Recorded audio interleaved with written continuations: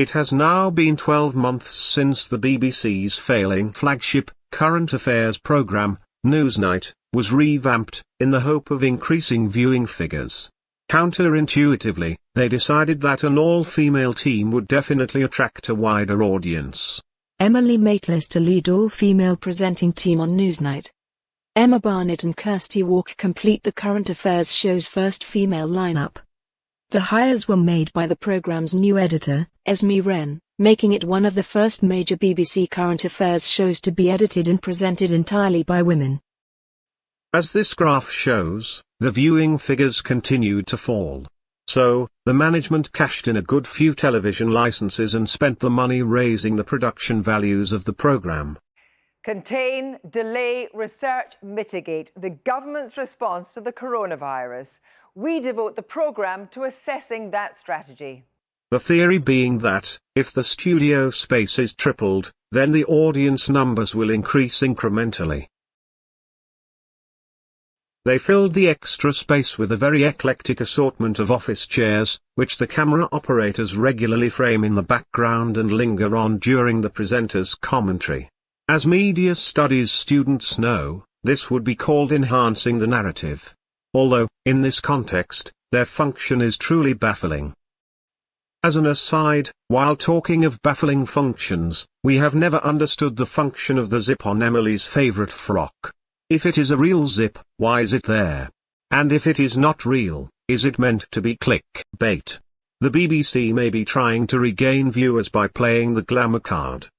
So, if there are any lady viewers who are interested in politics, they may enjoy admiring these fashion hints from the last few weeks of Newsnight's wardrobe adventures. The editors often like to give a sense of immediacy, by using several large screens for simultaneous links, ideally coming from several continents, each with its own, tense, audio delay. And, having bought all those chairs, they might as well be ostentatiously included in the shot. The interview with Prince Andrew, in November 2019 was branded as a Newsnight report, and the large increase in viewing figures was co-opted to show how strong Newsnight's following was. But audiences are fickle, and the viewing figures continued to drop. So, even more resources were thrown at it. And now, we regularly also see Sarah, Katie, Faisal, and Mark taking some of the workload off Emily, Emma, and Kirsty. In January 2020, the BBC Supremo, Tony Hall, saw the writing on the wall and resigned. And, within days, it occurred to him that there may be a better way of setting editorial policy. Call off the Rottweilers, Lord Hall tells BBC interviewers. The BBC Director General has now lent his weight to calls for a fresh approach to political interviews, suggesting that overly aggressive encounters can contribute to public cynicism.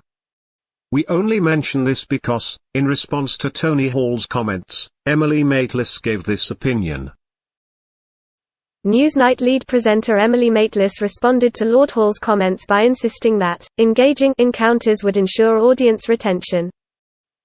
We look on with interest to see if the Newsnight team, as they go into their second year, can improve audience numbers and public support for the BBC, disproving the motto which says that the definition of insanity is doing the same thing over and over and expecting a different result.